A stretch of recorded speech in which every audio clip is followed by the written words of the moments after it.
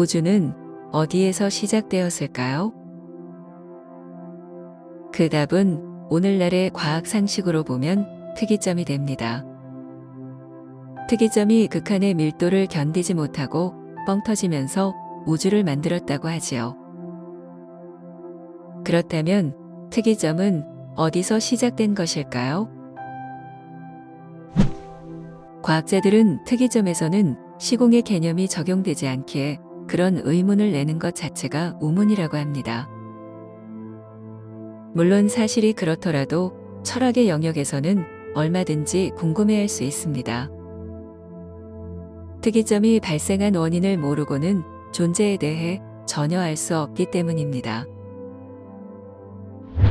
만일 우리 우주를 탄생시킨 특이점의 과거를 알아낸다면 어떨까요?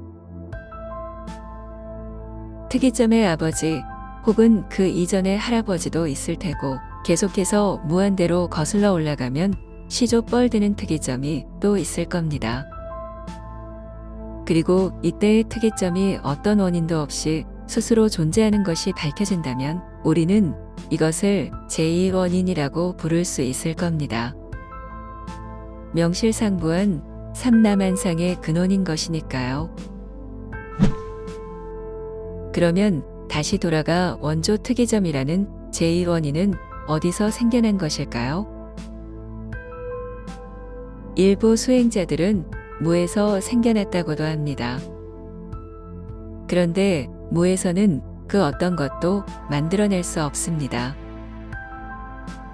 그렇다면 제1원인은 유라는 얘기인데 그럼 어떻게 원인도 없이 그냥 스스로 존재할 수 있다는 건가요? 자조는 그 자체로 모순인데 말입니다. 고대에서 현대에 이르기까지 기라성 같은 철학자들이 이 문제를 가지고 씨름하여 왔습니다. 특히 아리스토텔레스는 제1원인이라는 용어까지 만들어내면서 공론화시켰지요. 하지만 그 누구도 여기에 대한 답을 내릴 수 없었습니다. 그러던 와중에 근대 서양의 철학자인 임마누엘 칸트는 이 문제에 대해 다음과 같이 말했습니다. 우주의 시작점이 있는지 없는지에 대한 문제는 인간의 이성으로 도저히 알 수 없다.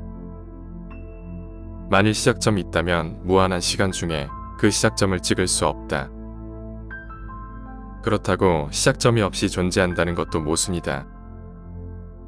시작이 없이 어떻게 존재할 수 있겠는가?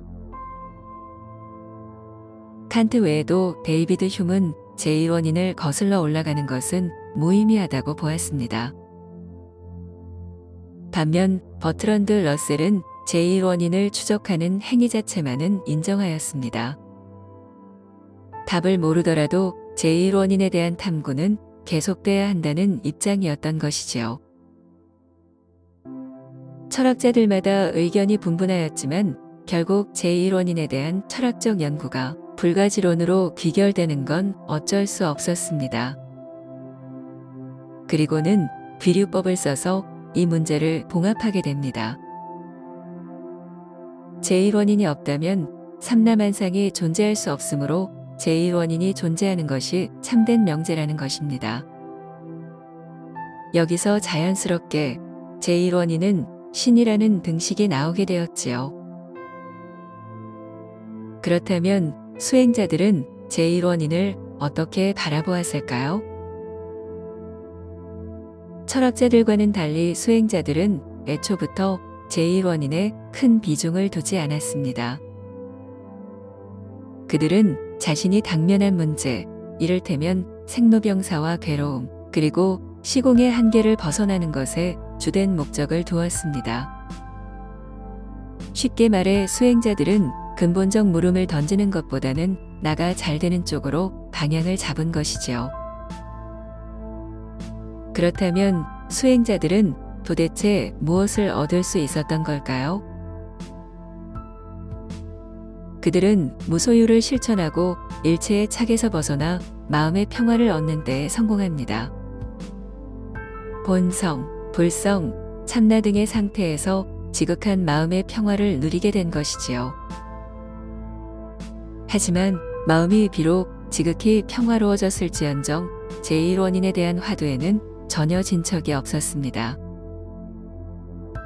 행여 누군가가 제1원인에 대해 계속해서 묻는다면 연기론의 순환론을 가지고 두루뭉술 넘어가곤 합니다.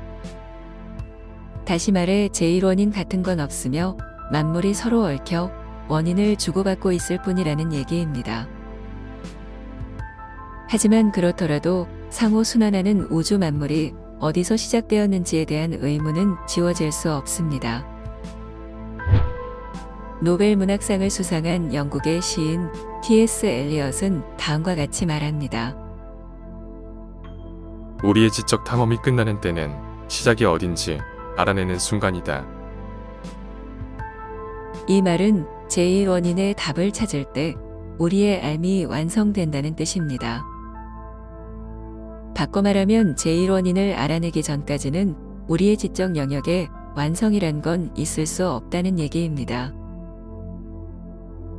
엘리엇의 말을 잣대로 삼는다면 지적 탐험이 완성되는 순간, 즉 제1원인을 찾는 순간이 깨달음이 됩니다.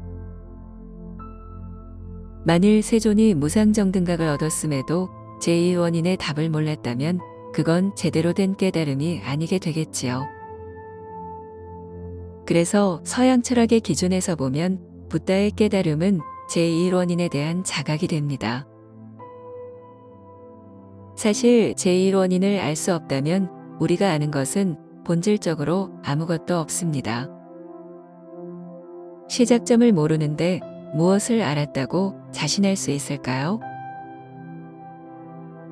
그런데 이상한 점은 불교 역사를 통틀어 세존과 용수를 제외하고는 제1원인에 관심을 가진 수행자가 없었다는 사실입니다. 도대체 왜 그 많은 불교의 수행자들이 제1원인을 외면해왔던 것일까요? 수행자들은 한결같이 해탈과 열반 또는 도덕적 완성 같은 명제들만 추구했기 때문입니다. 나가 거룩하게 되는 것이 주된 목적이지 진리에 대해 아는 것은 관심이 없었던 것이지요. 물론 칸트가 말했던 것처럼 제1원인은 인간의 이성으로 결코 알 수 없는 영역이기 때문에 일찌감치 포기하고 해탈과 열반을 꿈꿀 수는 있습니다. 하지만 수행자라면 절대로 제1원인을 놓아서는 안 됩니다. 그것을 포기하는 순간 우리는 결코 무명에서 헤어날 수 없기 때문입니다. 더군다나 세존께서 제1원인의 답을 찾은 후 이것이야말로 최상의 깨달음인 무상정등각이라고 선언하지 않았던가요? 나가 해탈하려 하면 아무리 마음을 비워도 해탈할 수 없습니다.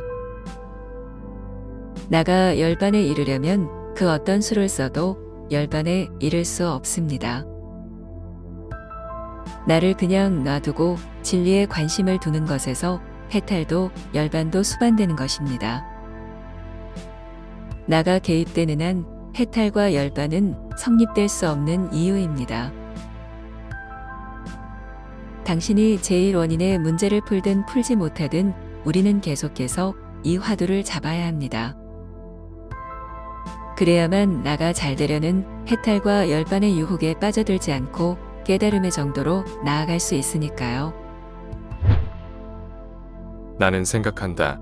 그러므로 존재한다. 생각하기에 존재합니다. 그 생각의 완성이 바로 제1원인에 대한 진리적 자각입니다. 따라서 제1원인을 포기한다면 나의 존재는 신기루처럼 증발하고 말 것입니다. 당신은 정녕 제1원인을 찾고 계시나요? 혹시 해탈과 열반에 정신을 쏙 뺏겨버리지는 않았나요?